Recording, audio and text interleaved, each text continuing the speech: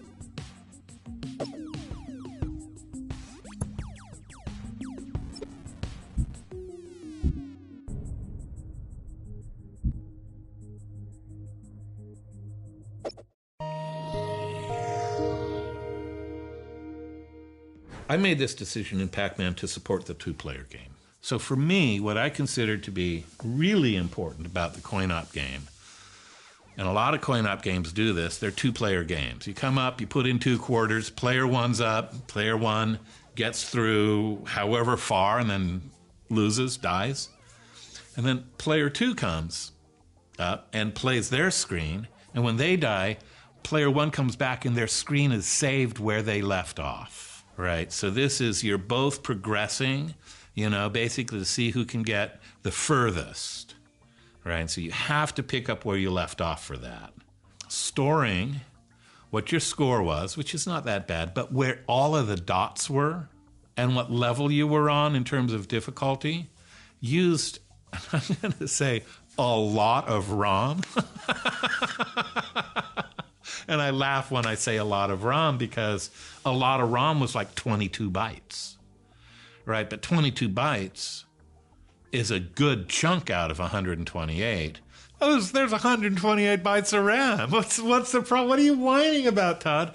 But in that case, that was a decision I made. I really looked forward to people in living rooms having the coin-op experience, having a more social experience than watching another person play the game straight through and then taking turns that way. I can recount, knowing that Pac-Man was coming, we did a pre-order and we went to Sears. I got the Sears Telegames version of it, the black box version. Our whole family hopped in the station wagon. We went to go and we waited in line. We would play two-player and hand off to the next, because it was my mom, my dad, my brother. And we played this game two-player quite often, and we had our own kind of tournament kind of going on in the family and everything like that. But I was, when we think about it as a multiplayer game... It never occurred to me that it didn't have to be a two-player game. I love that it was a two-player game. But I imagine people sitting on their couch in their living room with their buddy after school playing a game and going to the other game. So I had it timed to precision because when I was in school, we had a half-hour lunch, and I lived about 5 minutes away from the school. So my friend and I would run home, And the importance of having a two-player mode was it kept it fair. Because if one of us just started playing, the other person didn't get a turn. Right. And I think that after they just play through all Until their the lives. whole games, right? Yeah. And so that really sucks. So two-player mode was essential when you had very time-critical Well, play. kind of not just that. I imagine that the whole emotional dynamic of, okay, my turn. I'll see how I do with this life. Yeah. And then, okay, now it's my life. And then yours, it's like, and like I get what you just said, the alteration is at a finer grain. Yeah. So you both get more kind of, you get maybe the same amount of playtime total.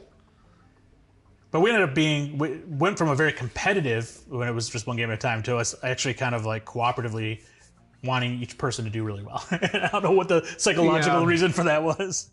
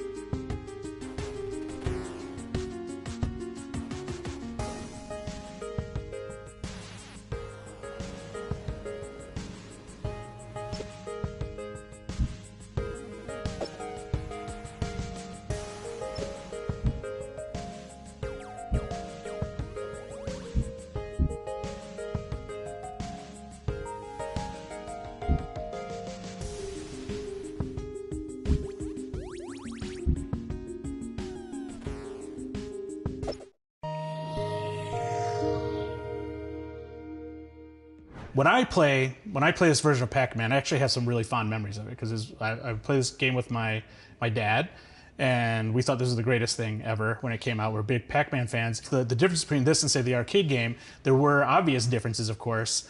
Could you maybe elaborate a little bit on why, like what the approach was and why some of these decisions are, say, for instance, like even the play field and the colors versus like the arcade game? What was behind some of that? There was a rule at Atari that you couldn't use a black background unless you were a space game. Yeah. And you know, the reason for that is because these televisions, these CRTs, have phosphorus screens back then, and you could get burn-in. I was going to say, that still happens today even with OLEDs. I noticed because I've played the Atari on an OLED, and I've played this game called Mousetrap, and it has pure black. Well, we had a rule, and and again, I've said this, I don't think there's anyone who says, wow, the game is way better with that blue background. But there are a lot of people who say, why isn't the arcade colors? Yeah. That's the answer. And I think it would have been probably better if it had the arcade colors. And what I'm fascinated by looking back is that no one in the signal path between me and out there went, oh, maybe we should give this game a, a pass on that rule. Well, the thing about these video games is that back then it was so new that I don't know, that you could walk up to a game and say what the most important features were.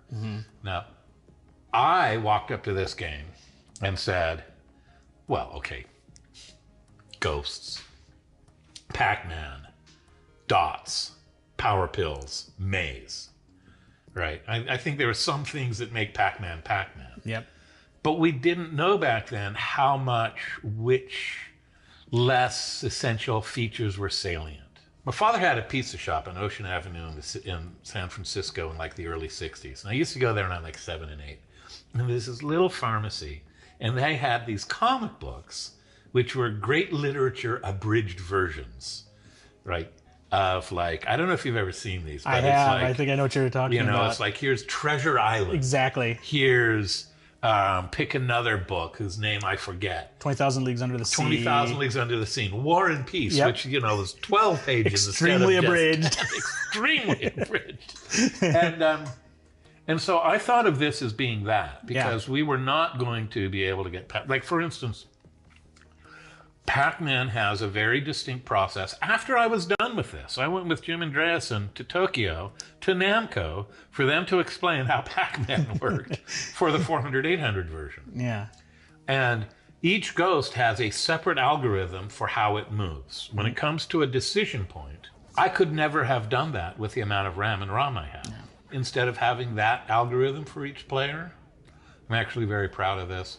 When they come out, I put it all together, and when they came out, all 4 ghosts were totally stuck together the first time I ran it.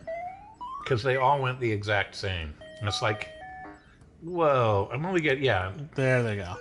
And so what I actually did, when ghost comes to an intersection, it has a choice of moving in your direction or moving randomly. And there's some odds, right? How smart they are. In later levels, actually, the odds that they will move towards you are higher. Yeah.